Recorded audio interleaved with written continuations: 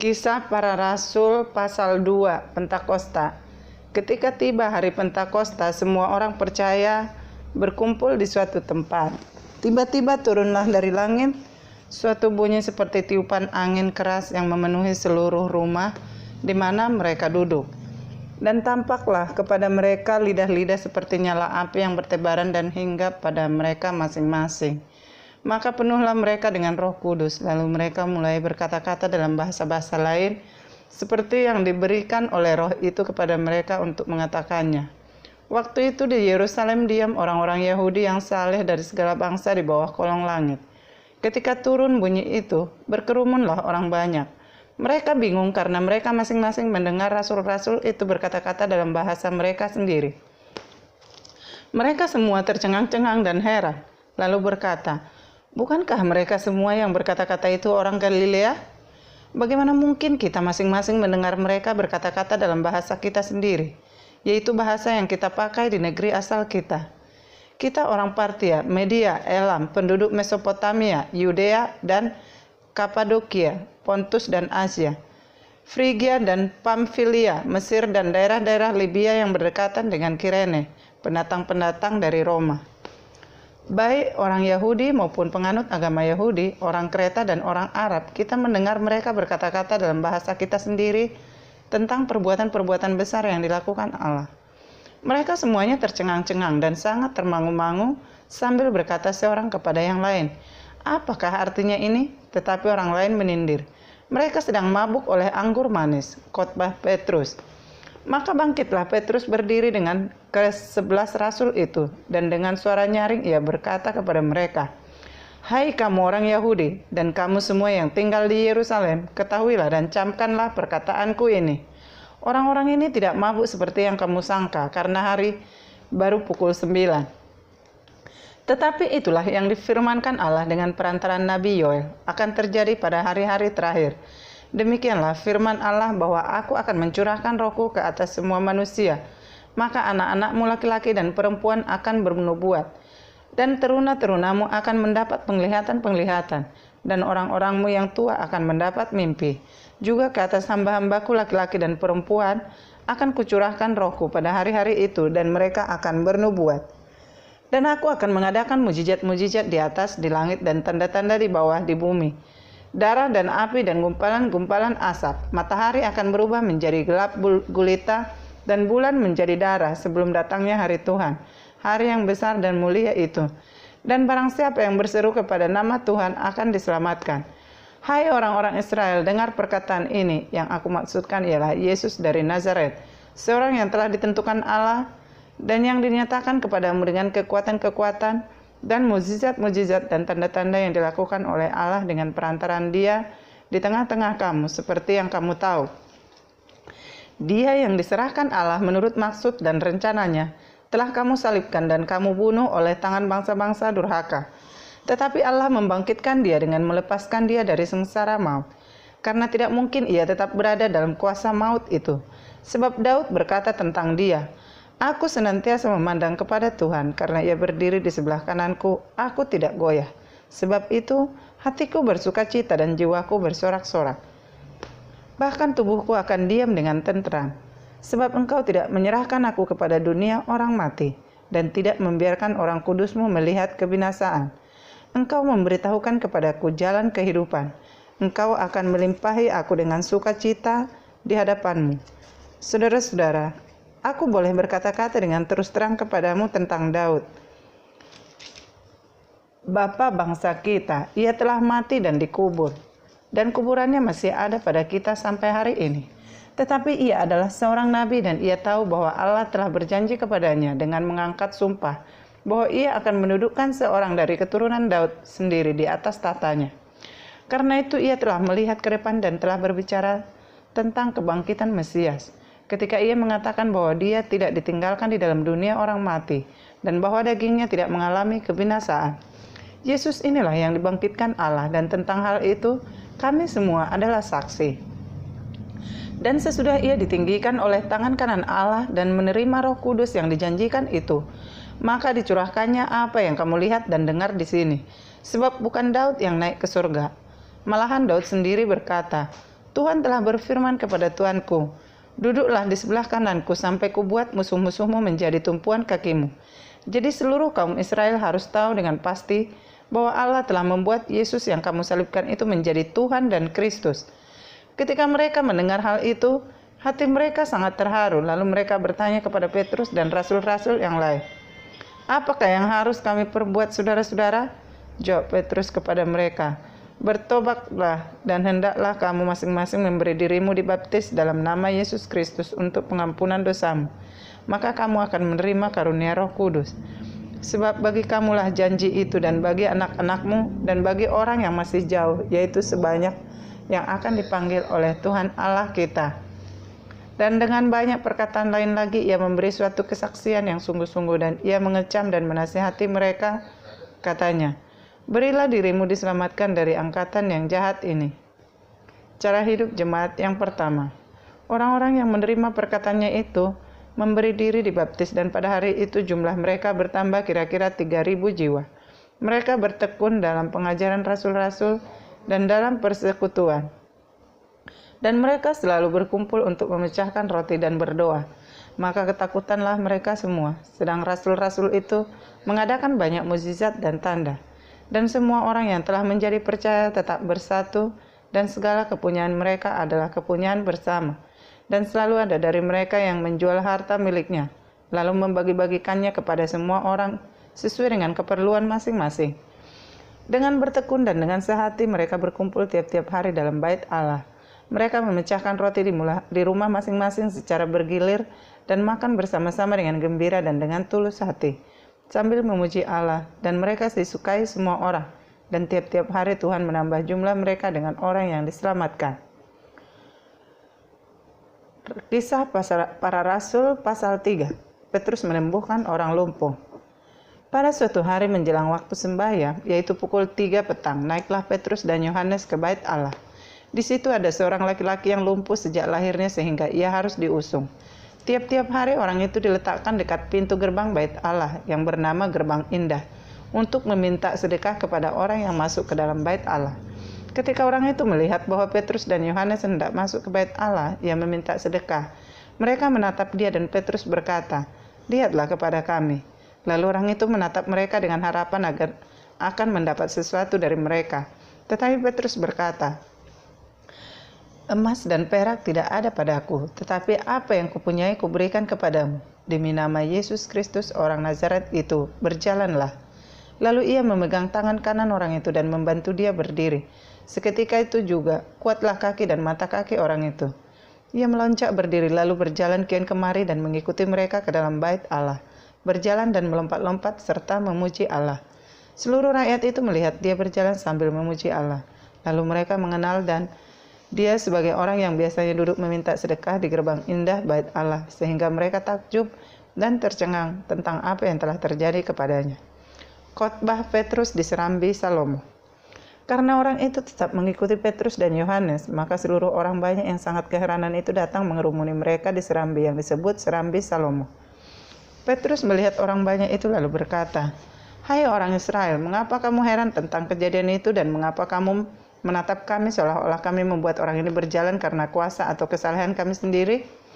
Allah Abraham, Ishak dan Yakub, Allah nenek moyang kita telah memuliakan hambanya, yaitu Yesus yang kamu serahkan dan tolak di depan Pilatus, walaupun Pilatus berpendapat bahwa ia harus dilepaskan. Tetapi kamu telah menolak yang kudus dan benar serta menghendaki seorang pembunuh sebagai hadiahmu. Demikianlah ia, pemimpin kepada hidup telah kamu bunuh, tetapi Allah telah membangkitkan dia dari antara orang mati, dan tentang hal itu kami adalah saksi.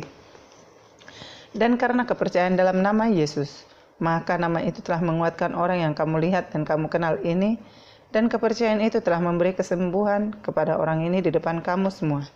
Hai saudara-saudara, aku tahu bahwa kamu telah berbuat sedemikian karena ketidaktahuan, sama seperti semua pemimpin kamu. Tetapi dengan jalan demikian Allah telah menggenapi apa yang telah difirmankannya dahulu dengan perantaraan nabi-nabinya, yaitu bahwa Mesias yang diutusnya harus menderita. Karena itu sadarlah dan bertobatlah, supaya dosamu dihapuskan, agar Tuhan mendatangkan waktu kelegaan dan mengutus Yesus yang dari semula diuntukkan bagimu sebagai Kristus. Kristus itu harus tinggal di sorga sampai waktu pemulihan segala sesuatu seperti yang difirmankan Allah dengan perantaraan nabi-nabinya yang kudus di zaman dahulu. Bukankah telah dikatakan Musa, Tuhan Allah akan membangkitkan bagimu seorang nabi dari antara saudara-saudaramu sama seperti aku. Dengarkanlah dia dalam segala sesuatu yang akan dikatakannya kepadamu. Dan akan terjadi bahwa semua orang yang tidak mendengarkan nabi itu akan dibasmi dari umat kita. Dan semua nabi yang pernah berbicara, mulai dari Samuel dan sesudah dia telah bernubuat tentang zaman ini. Kamulah yang mewarisi nubuat-nubuat itu dan mendapat bagian dalam perjanjian yang telah diadakan Allah dengan nenek moyang kita. Ketika ia berfirman kepada Abraham, orang keturunanmu semua bangsa di muka bumi akan diberkati. Dan bagi kamulah pertama-tama Allah membangkitkan hambanya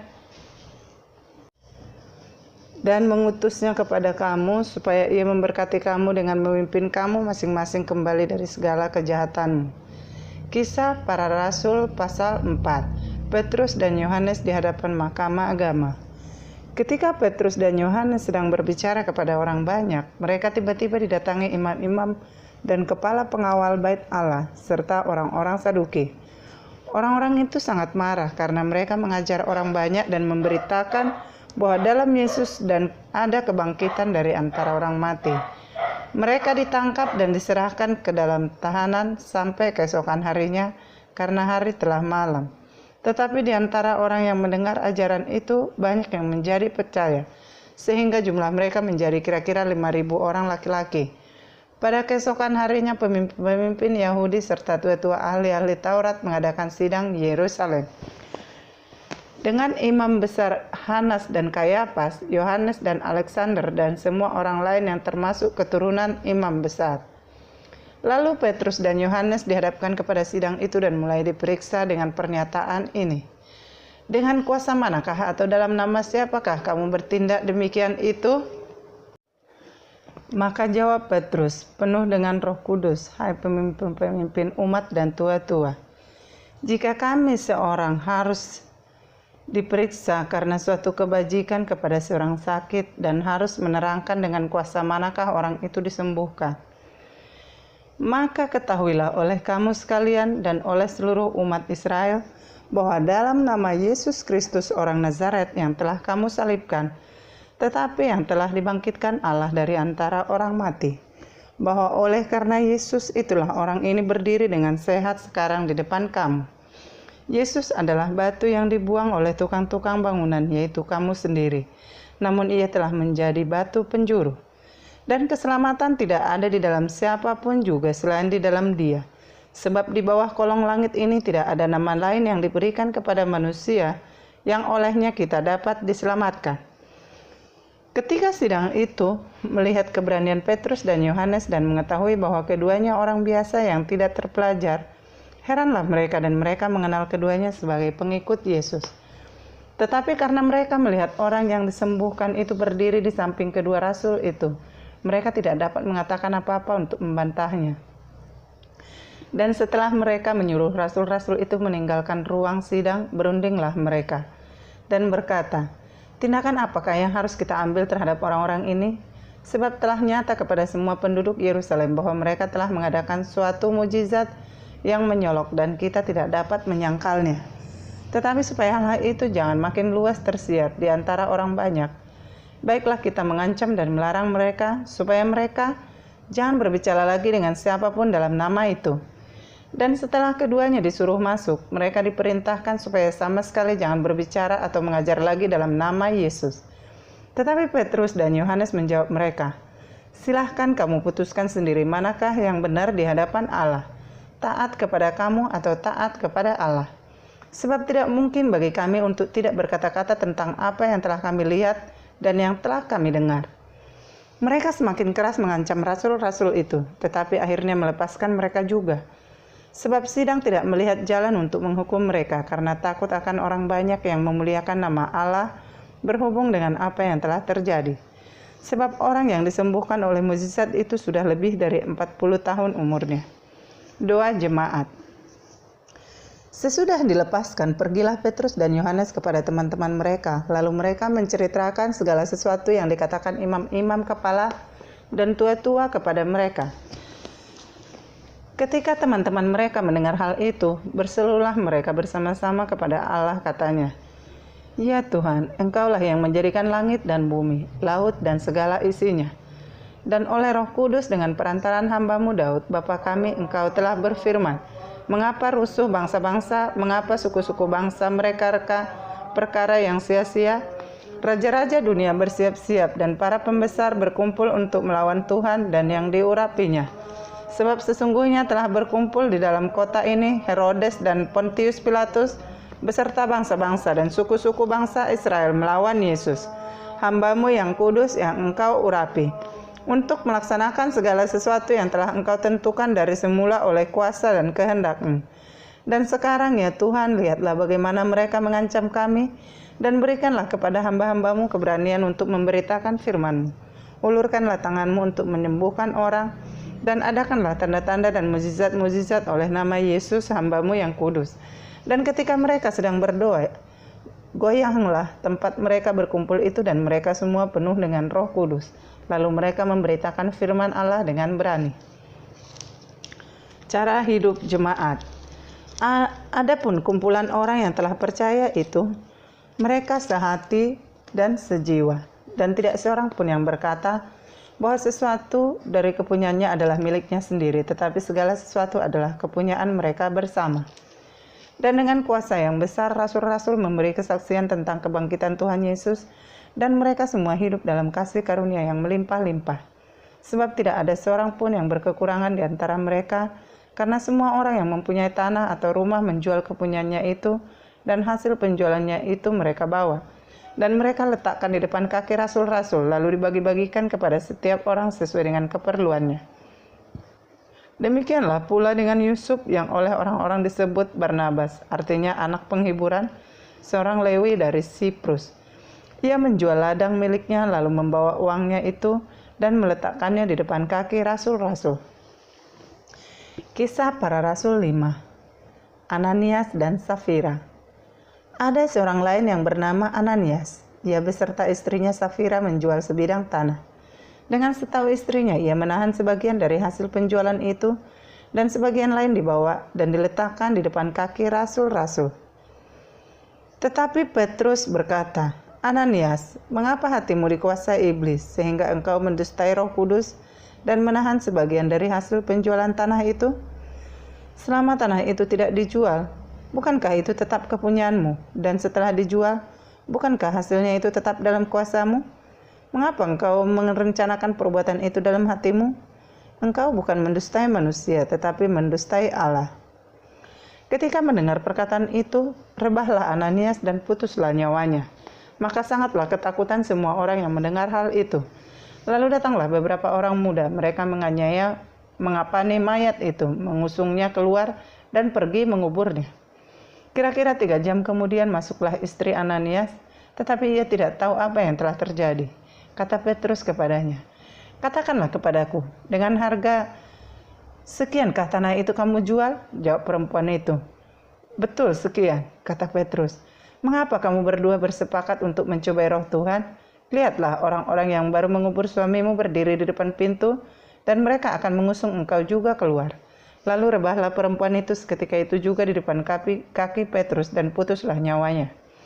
Ketika orang-orang muda itu masuk, mereka mendapati dia sudah mati, lalu mereka mengusungnya keluar dan menguburnya di samping suaminya. Maka sangat ketakutanlah seluruh jemaat dan semua orang yang mendengar hal itu. Tanda-tanda dan mukjizat-mukjizat. Dan oleh rasul-rasul diadakan banyak tanda dan mukjizat di antara orang banyak. Semua orang percaya selalu berkumpul di serambi Salomo dalam persekutuan yang erat. Orang-orang lain tidak ada yang berani menggabungkan diri kepada mereka. Namun mereka sangat dihormati orang banyak. Dan makin lama makin bertambahlah jumlah orang yang percaya kepada Tuhan, baik laki-laki maupun perempuan.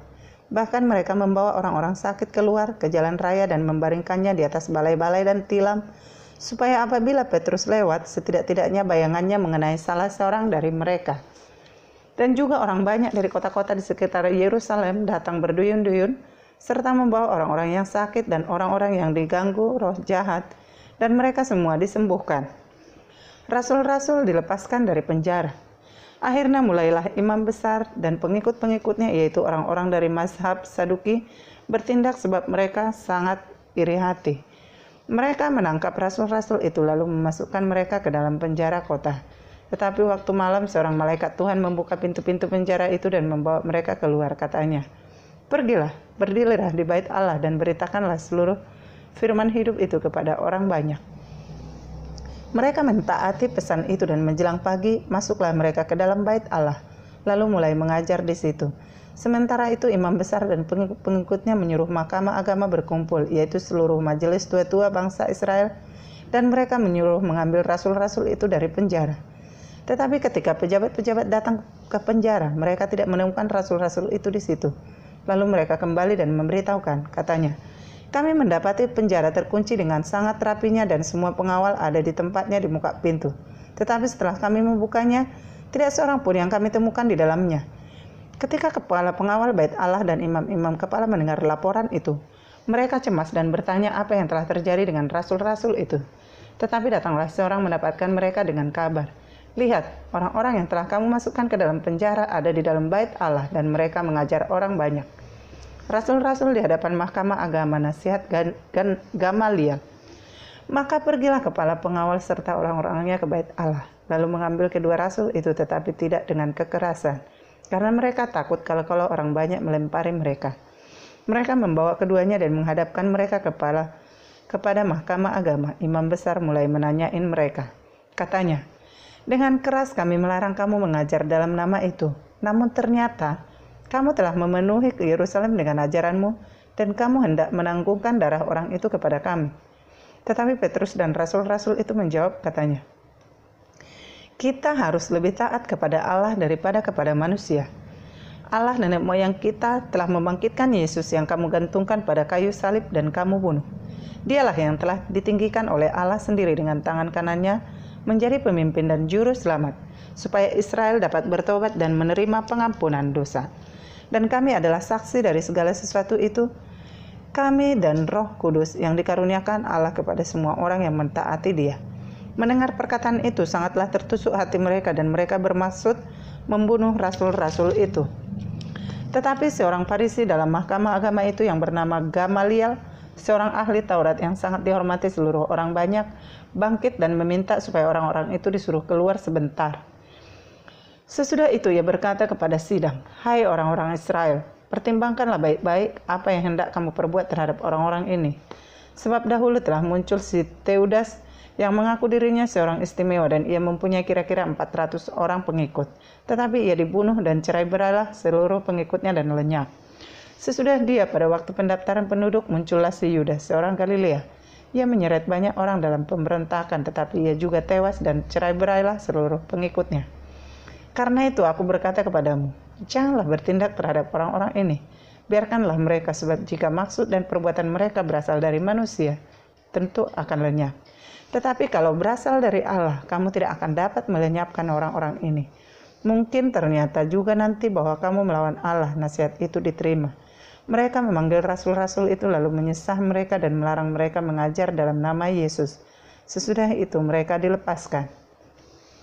Rasul-rasul itu meninggalkan sidang mahkamah agama dengan gembira karena mereka telah dianggap layak menderita penghinaan oleh karena nama Yesus. Dan setiap hari mereka melanjutkan pengajaran mereka di bait Allah dan di rumah-rumah orang dan memberitakan Injil tentang Yesus yang adalah Mesias. 7 orang dipilih untuk melayani orang miskin. Kisah Para Rasul 6. Pada masa itu ketika jumlah murid makin bertambah, timbullah sungut-sungut di antara orang-orang Yahudi yang berbahasa Yunani terhadap orang-orang Ibrani karena pembagian kepada janda-janda mereka diabaikan dalam pelayanan sehari-hari. Berhubung dengan itu, ke-12 rasul itu memanggil semua murid berkumpul dan berkata, "Kami tidak merasa puas karena kami melalaikan firman Allah untuk melayani meja. Karena itu saudara-saudara, pilihlah 7 orang dari antaramu yang terkenal baik dan yang penuh roh dan hikmah, supaya kami mengangkat mereka untuk tugas itu, dan supaya kami sendiri dapat memusatkan pikiran dalam doa dan pelayanan firman." Usul itu diterima baik oleh seluruh jemaat.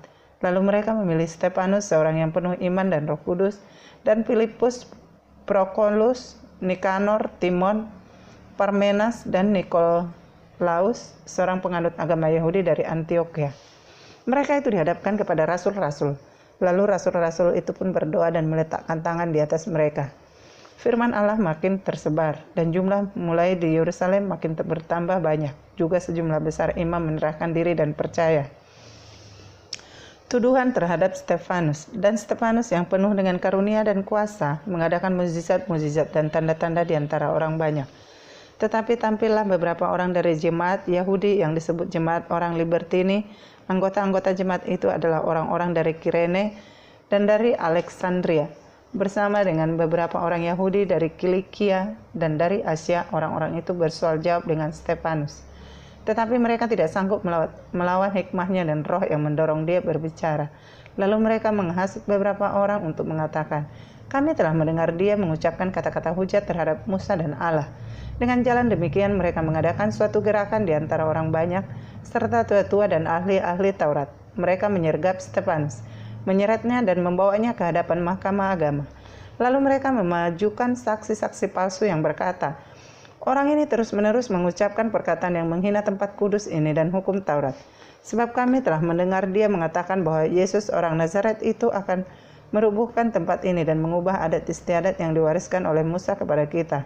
Semua orang yang duduk dalam sidang mahkamah agama itu menatap Stefanus, lalu mereka melihat muka Stefanus sama seperti muka seorang malaikat.